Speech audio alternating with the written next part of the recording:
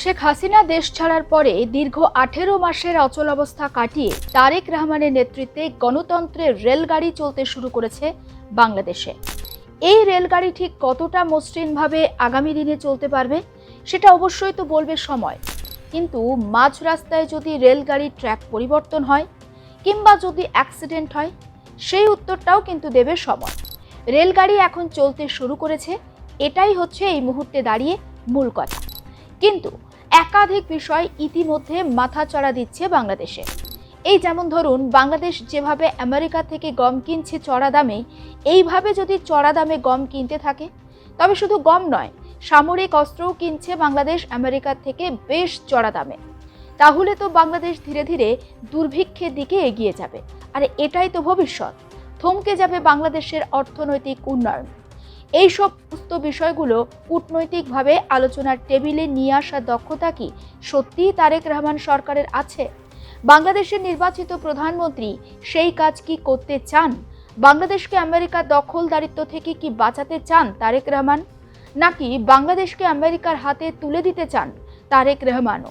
এর উত্তরটাও কিন্তু পাওয়া যাবে সময়ের সাথে সাথেই। ভোট হলো, ভোটের ফল প্রকাশিত হলো, নতুন সরকার গঠিত হলো বাংলাদেশে। এই পর্যন্ত সবকিছুই ঠিকঠাক রয়েছে, কিন্তু সবকিছু নিয়ে অর্থাৎ ভোট দিয়ে কি রাষ্ট্র চলে? একটা অদৃশ্য এবং সুতোর টানেরও তো প্রয়োজন রয়েছে রাষ্ট্র চালাতে গেলে। তেমনই একটি অদৃশ্য শক্তি হলো ডিপ স্টেট, যে শক্তিকে আপনি চোখে দেখতে পাবেন না, অনুভব করতেও পারবেন না, অথচ যার ক্ষমতা ভয়াবহ। এখন এটা পরিষ্কার, শেখ হাসিনা সরকারের দীর্ঘদিনের শাসন ব্যবস্থা পতনের পিছনে এই ডিপ স্টেটেরও একটা ভূমিকা ছিল। এবার আপনার মনে একটা প্রশ্ন জাগতেই পারে, এই যে ডিপ স্টেটের কথা বলছি, এই ডিপ স্টেটটা আসলে কি থেকে আসে এই ডিপ স্টেটের ধারণা? কখনই বা এই ধারণা আসে? একটা সহজ প্রশ্ন করি, জনগণের দ্বারা নির্বাচিত প্রধানমন্ত্রী কি একটা রাষ্ট্রের জন্য সব সিদ্ধান্ত নিতে পারেন? সংবিধান মেনে যদি আমি উত্তর দিই তাহলে উত্তর হবে হ্যাঁ, কিন্তু বাস্তব মেনে যদি উত্তর দেওয়া হয় তাহলে উত্তর হবে না।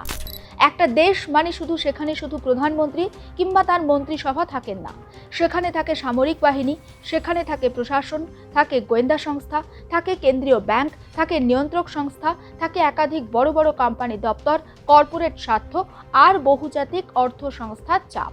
এই পুরো জিনিসটাই চলে একটা দেশের কাঠামোর ওপরে, আর এই কাঠামো থেকেই আসে ডিপ স্টেটের ধারণা। দেখুন, ডিপ স্টেট মানে কিন্তু কোনো কালো কাচের গোপন অফিস ঘর নয়।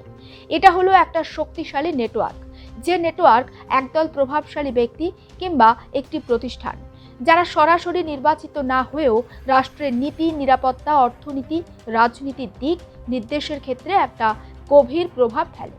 অর্থাৎ সোজা ভাষায় যদি আপনি বলেন ডিপ স্টেট কি, সোজা ভাষায় বলতে গেলে ডিপ স্টেট হচ্ছে রাষ্ট্রের ভিতরে আরও একটা রাষ্ট্র। এবার আসা যাক মূল আলোচনার বিষয়, মানে একটা চিঠির বিষয়। একটা চিঠি পেয়েছেন বাংলাদেশের নতুন প্রধানমন্ত্রী তারেক রহমান। বলতে গেলে শুভেচ্ছা বার্তা আপনি বলতে পারেন। চিঠিটি এসেছে সুদূর আমেরিকা থেকে, আর চিঠিটি লিখেছেন স্বয়ং ডোনাল্ড ট্রাম্প। আর পদ্মাপাড়ে এই চিঠি নিয়ে ইতিমধ্যে শুরু হয়েছে রাজনৈতিক গুঞ্জন। হেভিওয়েট এই চিঠিকে অনেকে নিজেদের মতো করে ব্যাখ্যাও করছেন। প্রত্যেকটা বিশ্লেষণের নির্যাস একটাই, এই চিঠি সত্যিই কি অভিনন্দন বার্তা, নাকি অভিনন্দন বার্তার মোড়কে রয়েছে কোনো প্রচ্ছন্ন হুঁশিয়ারি? কিন্তু ডোনাল্ড ট্রাম্প তারেক রহমানকে কি হুঁশিয়ারি দিলেন? চিঠিতে ট্রাম্প লিখেছেন, আশা করি পারস্পরিক বাণিজ্য চুক্তি বাস্তবায়ন করে আপনি আমেরিকা ও বাংলাদেশের মধ্যে বাণিজ্যিক সম্পর্কের অসাধারণ গতি বজায় রাখতে সাহায্য করবেন। এর ফলে দুই দেশের কৃষক এবং শ্রমিকরা আরও উপকৃত হবেন। আমি আরও আশা করছি রুটিন প্রতিরক্ষা চুক্তিগুলো সম্পন্ন করতে আপনি সঠিক সিদ্ধান্ত নেবেন এবং পদক্ষেপও গ্রহণ করবেন প্রয়োজন অনুযায়ী। এর ফলে আপনার সেনাবাহিনী আমেরিকার তৈরি বিশ্ব সেরা এবং উন্নত মানের সরঞ্জামও ব্যবহার করতে পারবে। এটা হচ্ছে চিঠিতে লিখেছেন ডোনাল্ড ট্রাম্প তারেক রহমানকে। একদম শুরুতেই আপনাদেরকে বলেছি, আমেরিকা থেকে অস্ত্র কিনছে, কিন্তু বাংলাদেশ কিনছে বেশি দাম দিয়ে গমও। আর বাংলাদেশের নির্বাচনের ঠিক 3 দিন আগে, অবশ্যই মনে থাকবে আপনাদের, ইউনুস আমেরিকার সঙ্গে একটা বাণিজ্য চুক্তি করেছিলেন। সেই চুক্তি নিয়ে একটা প্রশ্ন সেই সময় ছিল। প্রশ্ন উঠেছিল, ভোটের আগে এমন কি প্রয়োজন পড়ল যে আমেরিকার সঙ্গে অন্তর্বর্তী সরকারকে চুক্তি করতে হলো? বিশ্লেষকরা বলছেন ইউনূস খুব ভালোভাবেই সেই সময় বুঝতে পেরেছিলেন বিএনপি বাংলাদেশের নির্বাচনে জিতবে এবং তারেক রহমান প্রধানমন্ত্রীর কুর্সিতে বসবেন। কিন্তু ইউনূস কোনোদিনও চাননি প্রধানমন্ত্রী হিসাবে তারেক রহমান সফল হন। তারেক রহমানের সর্বেসর্বা হওয়া আটকাতে ইউনূস একেবারে ভোটের আগেই একটা নির্বাচনী চাল দেন এবং সেই চালটি হচ্ছে আমেরিকার সঙ্গে বাংলাদেশের এই চুক্তি। ইউনূসের চুক্তির ফসল হলো ট্রাম্পের এই অভিনন্দন বার্তা তারেক রহমানকে। ফলে স্বাভাবিকভাবে বুঝতে পারছেন অভিনন্দন বার্তার আড়ালে ঠিক কী কথা বলতে চেয়েছেন ট্রাম্প। 2018 সালে নির্বাচিত হয়ে শেখ হাসিনা প্রধানমন্ত্রী হলে সেই সময়ও ডোনাল্ড ট্রাম্প অভিনন্দন বার্তা পাঠিয়েছিলেন হাসিনাকে।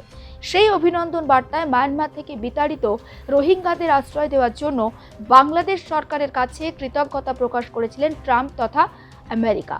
সেই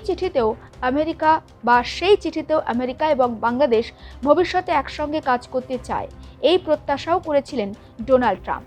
কিন্তু এবারের চিঠির বিষয়বস্তু অনেকটা আলাদা। তারেক রহমানকে পাঠানো ট্রাম্পের চিঠিতে উল্লেখ রয়েছে ইউনূসের আমলে হওয়া বাণিজ্য চুক্তি বাস্তবায়নের কথা, অর্থাৎ নির্বাচনের 72 ঘন্টা আগে যে চুক্তি হয়েছিল সেই চুক্তির কথা।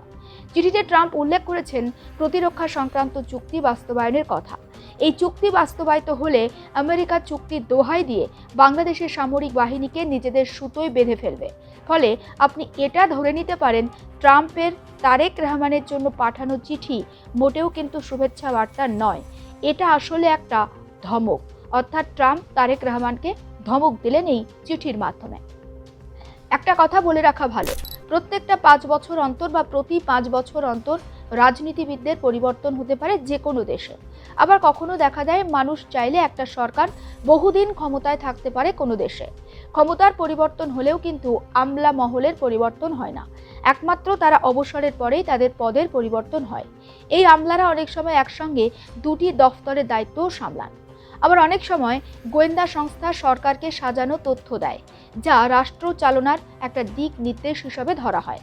অনেক সময় অর্থনৈতিক স্বাধীনতা রাষ্ট্র চালানোর ক্ষেত্রে একটা প্রতিবন্ধকতা তৈরি করতে পারে।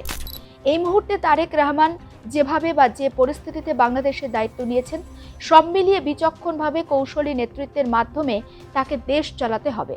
কারণ একদিকে ইউনূসের পাতা ফাঁদ আর অন্যদিকে অদৃশ্য ডিপ স্টেট। এই দুইয়ের চাপ সামলে তারেক রহমান কি সত্যি আগামী দিনে এগিয়ে নিয়ে যেতে পারবেন বাংলাদেশকে?